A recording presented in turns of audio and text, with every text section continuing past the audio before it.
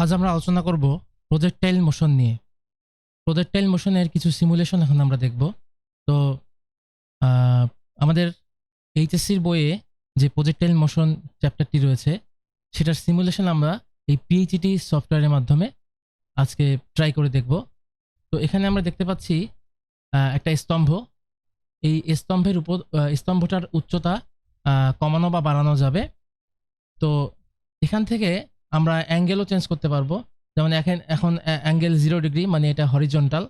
তো এখান থেকে আমরা যদি এই স্তম্ভটির উচ্চতা আমি একেবারেই 0 করে দেই, তাহলে ভূমি থেকে আমরা এই বস্তুটাকে এখান থেকে থ্রো করব। তো যেই বস্তুটাকে থ্রো করব সেটাকেও চেঞ্জ করা যাবে। আমি যদি এখানে একটা ফুটবল দিলাম, এই ফুটবলটাকে আমরা থ্রো করব, তার ইনিশিয়াল স্পিড, এই স্পিডটাও আমরা এখানে বাড়াতে বা কমাতে পারবো। স্পিড আমি এখানে দিলাম 10 মিটার/সেকেন্ড। তো এরপর আমি যদি অ্যাঙ্গেল এখানে 25 ডিগ্রি দেই, এরপর যদি আমি এই বস্তুটাকে এখানে থ্রো করি, তো আমরা দেখতে পাচ্ছি এটা একটা নির্দিষ্ট দূরত্বে গিয়ে পড়লো।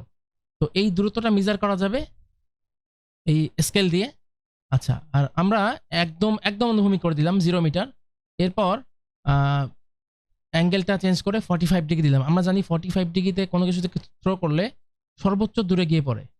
আর স্পিডটা একটু বাড়িয়ে দিলাম, এখন আমরা বস্তুটাকে থ্রো করলাম, যেটা অনেক দূরে গিয়ে পড়লো, যেটা স্ক্রিন ক্যাপচার করতে পারলো না। তাহলে স্পিডটা আর একটু কমিয়ে দিই। তো স্পিড কমিয়ে দিলাম। আচ্ছা, এবার থ্রো করি। ওকে, এখন এই বস্তুটি যত দূরে গিয়ে পড়লো আমরা যদি স্কেল দিয়ে মাপি, এই যে এখানে স্কেল আছে, স্কেলটা আমি এখানে সেট করলাম। সেট করার পর এই যে এক্স্যাক্টলি এখানে সেট করে দিলাম স্কেলটা এই এই এখানে। এরপর আমি যদি এই দূরত্বটা মেপে দেখি, বস্তুটা এখানে গিয়ে পড়েছে, এখানে নিয়ে আসলাম। তো এখানে দেখাচ্ছে 22.77 মিটার।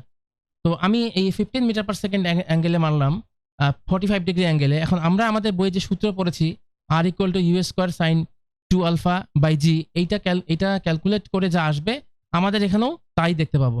সো বইয়ের পড়ায় আমরা যা দেখেছি সিমুলেশনে আমরা তাই পাবো। একইভাবে আমরা উচ্চতাও নির্ণয় করতে পারবো, আমরা সময়ও নির্ণয় করতে পারবো। তো এইভাবে আমরা প্রজেক্টাইল মোশনের বইয়ে যতগুলো পড়া আছে সব আমরা এই সফটওয়্যারের মাধ্যমে সিমুলেশন করতে পারবো। ধন্যবাদ।